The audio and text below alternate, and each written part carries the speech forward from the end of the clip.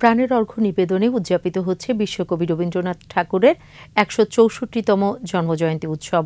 সিরাজগঞ্জের শাহজাদপুর, কুষ্টিয়ার শিলাইদহ ও নওগাঁর পতিসরে জাতীয় আয়োজনে ঢল নেমেছে রবীন্দ্রভক্ত অনুরাগীদের। প্রতিনিধিদের সহায়তায় আরও জানাচ্ছেন মাসুমা লিসা। ওয়ালটন ফ্রিজ কিনে অনেকের মতো আপনিও হয়ে যেতে পারেন মিলেনিয়াল। সেরা পণ্যের সেরা অফার। কবিগুরুর জন্মদিনে সিরাজগঞ্জ শাহজাদপুরের রবীন্দ্র কাছারি বাড়িতে ৩ দিন ব্যাপী জন্মোৎসব। কাছারি প্রাঙ্গণে ভক্ত অনুরাগীদের ভিড়। বিশ্বকবির ১৬৪তম জন্মজয়ন্তী উৎসবের উদ্বোধন করেন ভূমিমন্ত্রী নারায়ণ চন্দ্র।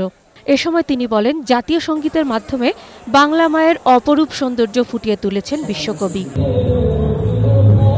রবীন্দ্রনাথ ঠাকুরের জমিদারির বেদখল হওয়া জমিগুলো সরকার উদ্ধার করবে জানিয়ে মন্ত্রী আশ্বাস দেন, এই জমিতেই গড়ে তোলা হবে রবীন্দ্র বিশ্ববিদ্যালয়ের নতুন অবকাঠামো। এই গানের ভিতর দিয়ে আমার বাংলার মায়ের যে রূপ, যে চিত্র, সেটা ফুটে ওঠে। আজকের দিন আমাদের গর্বের দিন, আজকের দিন আমাদের আনন্দের দিন। জন্মোৎসব ঘিরে বিশ্বকবির স্মৃতি বিজড়িত কুষ্টিয়ার শিলাইদহ কুঠিবাড়ি এখন রবীন্দ্রপ্রেমী ও দর্শনার্থীদের পদচারণায় মুখর। কুঠিবাড়ির মূল মঞ্চে 2 দিনের অনুষ্ঠান মালার উদ্বোধন করেন আওয়ামী লীগের যুগ্ম সম্পাদক মাহবুবুল আলম হানিফ এমপি।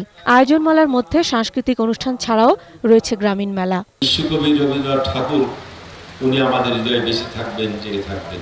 কবিগুরুর জমিদারি পরগনা নওগাঁর পতিসরে চলছে একদিনের আয়োজন। এখানে রবীন্দ্র জয়ন্তীর উদ্বোধন করেন পরিকল্পনা প্রতিমন্ত্রী শহীদুজ্জামান সরকার। পরে পতিসর রবীন্দ্র কাছারি বাড়ির দেবেন্দ্র মঞ্চে আলোচনা সভা, সাহিত্য পাঠ ও সাংস্কৃতিক অনুষ্ঠানের আয়োজন করা হয়। উনি স্বনির্ভর করতে চেয়েছেন, উনি কুসংস্কার দূর করবার চেষ্টা করেছেন। একটা মানুষ হিসাবে মানবিক দৃষ্টিকোণ থেকে সমাজকে এগিয়ে নিয়ে যাবার জন্য যা যা করবার দরকার সবই করেছেন। রবীন্দ্রনাথের অমর সব সৃষ্টির আলোয় দূর হবে সমাজের অন্ধকার, আলোকিত হবে ভক্ত অনুরাগীদের হৃদয়, এমনই প্রত্যাশা সবার।